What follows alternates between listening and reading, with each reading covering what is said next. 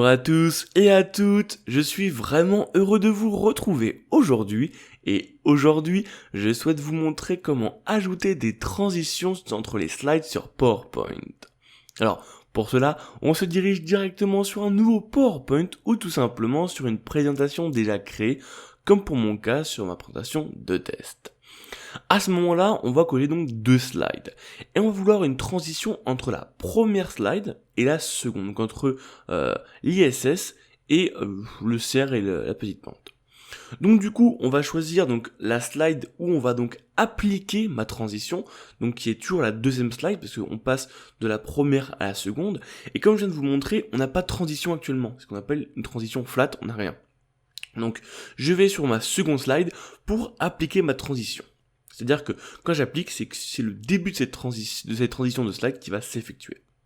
Je vais donc dans l'onglet transition tout en haut et je choisis tout simplement la transition que je souhaite. Donc vous en avez énormément, vous pouvez choisir sur je crois qu'il y en a une trentaine il me semble, et vous pouvez surtout, ce qui est vachement cool, faire un petit aperçu. Dès que vous cliquez dessus, et ben on a tout simplement un petit aperçu qui se fait.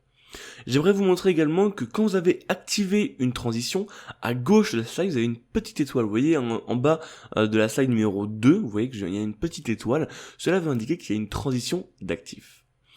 On peut également modifier plusieurs choses, comme vous pouvez remarquer directement à droite. On peut tout simplement modifier la rotation, modifier la forme, etc., etc.